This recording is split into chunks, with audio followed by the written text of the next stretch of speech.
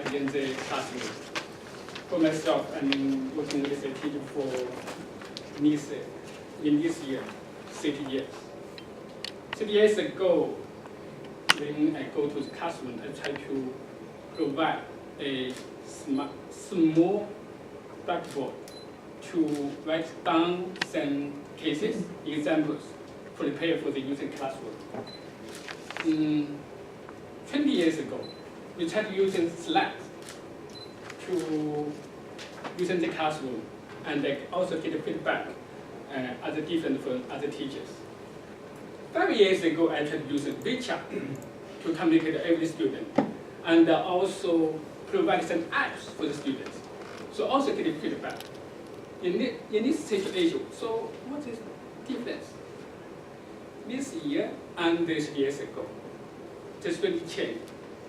So this topic, this symposium is focused on human intelligence 0.2 and artificial intelligence 2.0.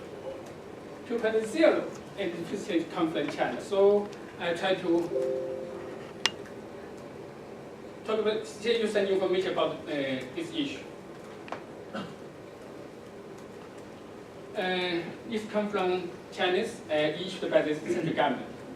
We try to use the AI, develop AI in economic, and also change the people's lives, and make the people more effective and more existent. The task is to create a new generation of basically artificial intelligence systems and also common technology systems for the other economic. The initiative is defined in a concept, intelligent education. Try to use AI to promote the reform of talent training and mode and the methodology. And they try to create the intelligent campus and also try to create intelligent online learning platform and also intelligent education assistance. And also try to provide learning-centered education environment. That's described in the document of from the central government. But if we back to America, every people, it matters. Wow, Chinese have so government, so policy to support AI. Here is a document from the America. If we see the American Computers Act in 2006, we need to make new technology to rise economic system. And also need to develop state education in America. That's the situation. But for China, it is 10 years late. Do not forget this year. If you talk about the European Union, they have similar policy on human brain process, and also try to develop economic and provide try to change the education. That's the America, China, and the EU. Similar situation. The pace will be different. If we talk about the technology in China, we try to provide an environment for the students. We try to use effective learning, engaged learning, and easy learning. We talk about what's the meaning of the learning. So what's the goal we talk about to discuss? We try to help students learn effectively. That's the key issue. So I come from the Smart Learning Institute of Beijing University. What's it focus on? Smart learning environment. Try to make the environment smart for the students' learning. So the key issue is effective learning. The key issue is how to make students engaged in learning, and we need to provide an easy learning environment for them, and make the students can use anytime, anywhere, any place, anywhere. And the classroom will be more and more device. Not the situation in the classroom at this moment. We try to find the technology how to support these kind of issues. Tracking the learning process, recognize learning contexts, and they get awareness of physical environment and they connect learning community, including learners and the students. So try to provide easy, engaged, and effective learning. So this situation is what happened in China. We try to provide so many technology equipment. We call smart learning environment, smart textbook, smart campus, innovative labs, and some coaches. So we need to change the teacher methodology. How to change it?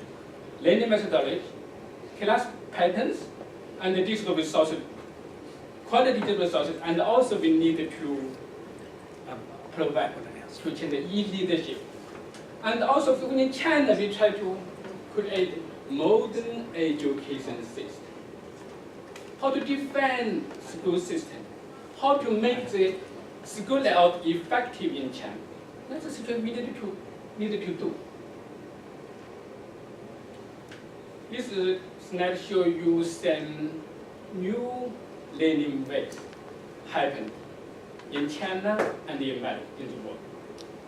We can for each model we find some evidence. One case is in China and one case in the world.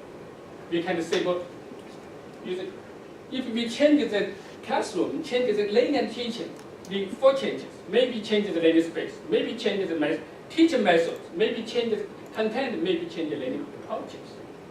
Here we can find some issues for remote delivery classes, flipped classroom, and the teaching guided and student-centered. 10 years of fact.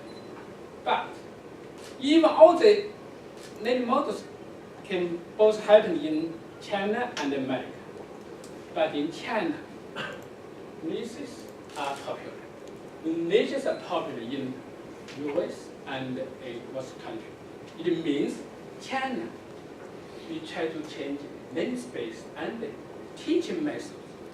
But for physical, maybe change learning approaches and the content.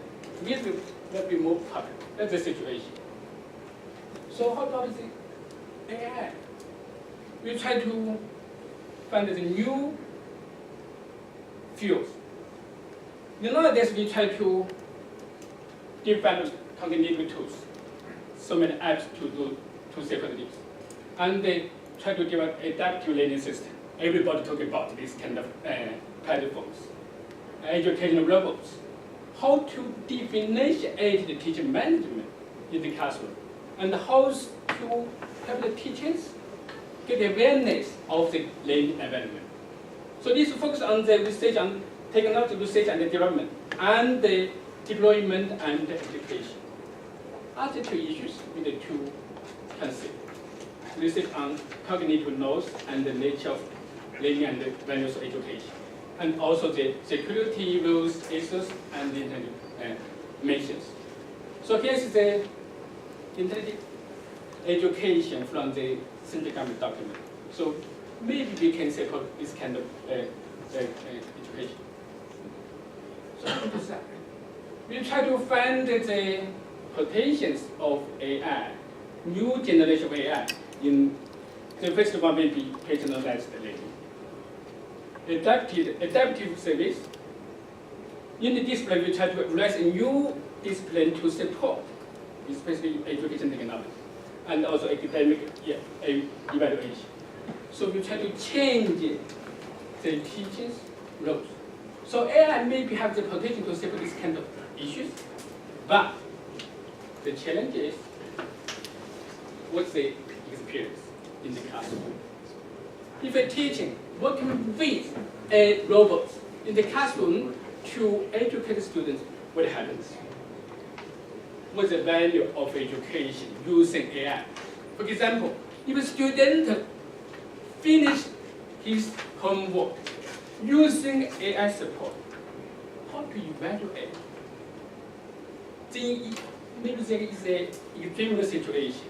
Some students help other students accomplish the homework, and they can get payments from the students. This happened in China and in other countries. So about the effective collaborations across so many stakeholders, the company, the scientists, the policymakers, and the teachers, and how to govern the technology. So many technologies be involved in the classroom. Even in this room, more than 50 devices.